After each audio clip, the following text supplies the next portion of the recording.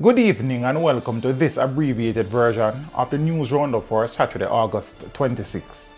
Before we get into the news, please remember to like this video, share your views in the comments, and share the video with your family and friends.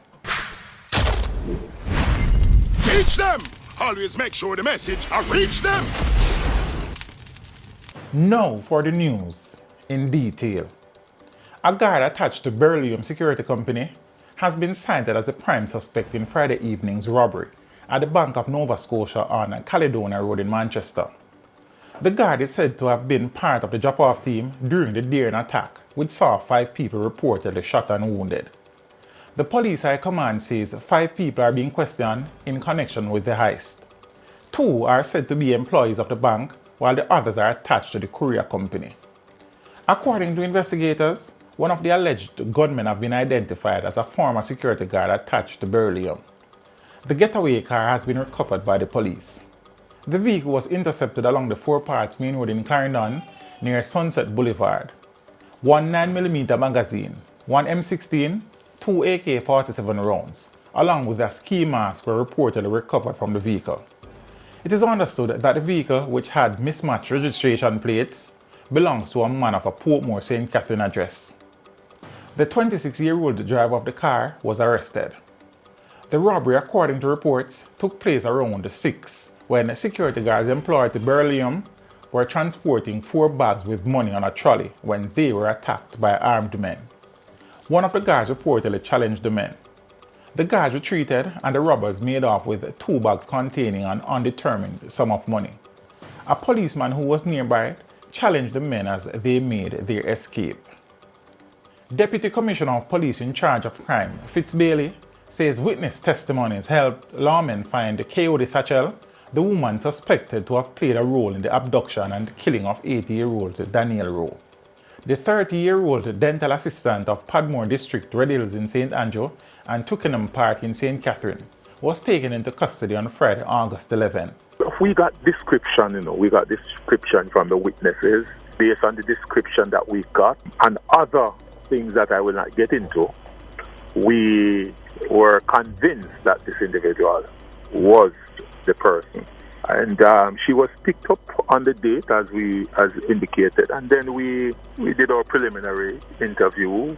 She got her attorney, and respecting her right, she was placed in custody. We got the court to remand her for 10 days, I think it was. And then I know the investigators were in constant dialogue with the attorney, and the identification period date was set, resulting in her being identified. Bailey says a motive has yet to be determined for Daniel's murder. We knew that the person who the suspect would not be somebody who is too far away from the family. I'll just leave it at that. We have not yet determined the motive. We know that there's some close relationship, but we have not determined the motive for the death of the child. And we will ultimately find that. We believe that we'll establish ultimately. Meanwhile, Bailey says a weapon was found in Satchel's possession when lawmen took her into custody. DCP Bailey says the weapon is capable of dealing a fatal blow. We have actually seized, things that will be analyzed by the forensic, and we will see what the results turn out to be. We actually visited the suspect house, and we found something on her when she was held, and that will be and has been sent to the forensic for processing. We don't know what will become of it. A weapon. Something that can deal a fatal blow. I'll just leave it at that. 50 buses that will be added to the Jamaica Urban Transit Company's fleet arrived on the island on Friday afternoon at the Kingston Wharves. The buses are expected to be rolled out at the start of the new school year. Earlier this year, then Minister of Transport and Mining, Audley Shaw, disclosed that 45 diesel and 5 electric buses would be added to the JUTC fleet by the end of May. He made the announcement during his contribution to the 2023-2024 sectoral debate in the House of Representatives.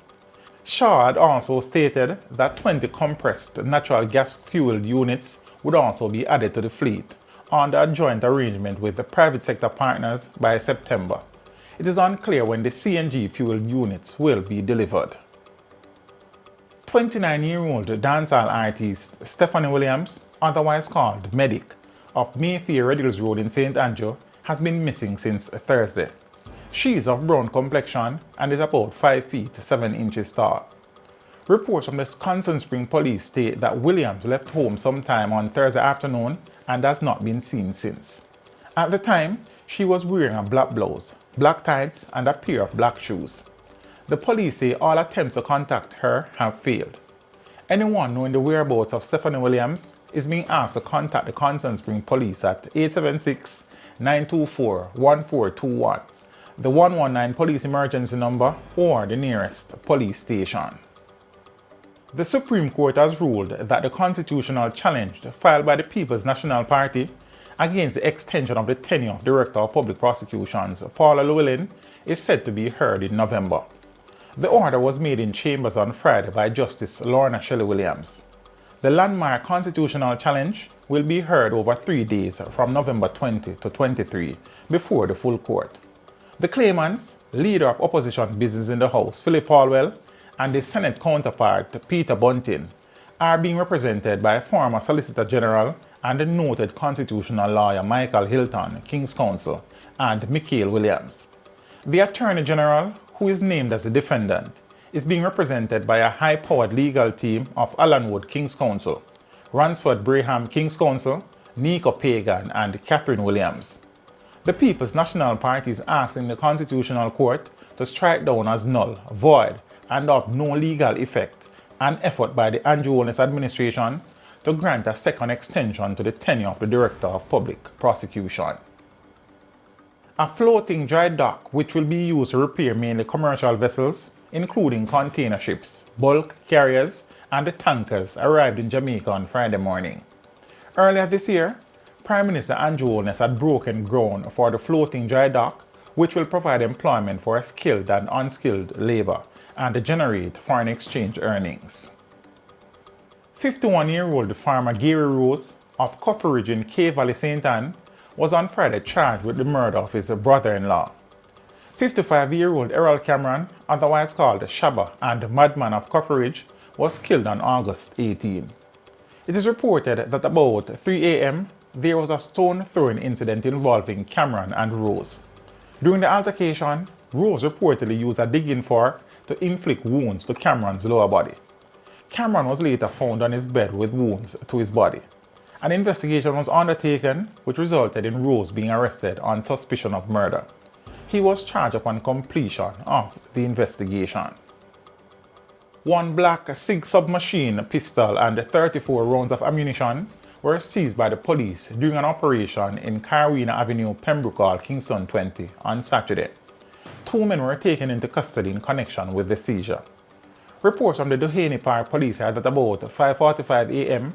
lawmen were on a targeted operation when a premises was searched and the firearm and ammunition were found. Investigations continue. In business, Jamaicans are encouraged to take note of the Ministry of Finance and Public Services publication of unclaimed account balances. Unclaimed balances are monies that have remained in the possession or under the control of a banking institution for 15 or more years. This means there are funds in the bank account of persons who have not conducted any transactions utilizing these over the 15 or more stipulated years. Under Section 126 of the Banking Services Act, unclaimed balances must be published in the Gazette and in a daily newspaper circulated in Jamaica 2 times per year. Unclaimed balance information can also be accessed on the website of the Ministry of Finance and Public Service. Individuals have up to 1 year from the date of the initial publication to retrieve their money at their banking institution. Failing this, the funds will become part of Jamaica's revenue and be remitted to the Accountant General. Thereafter, persons have up to 15 years to retrieve their unclaimed balances once they can establish proof of ownership to the Accountant General's satisfaction. Under the Banking Services Act, the Ministry of Finance and Public Service is only responsible for publishing unclaimed balances in the newspaper and Gazette. It is up to the banking institution to determine when to classify an account as dormant. And that is it for your news roundup for today. We would appreciate you liking this video, leaving a comment, and sharing the video with their family and friends. Have a good evening and see you next time.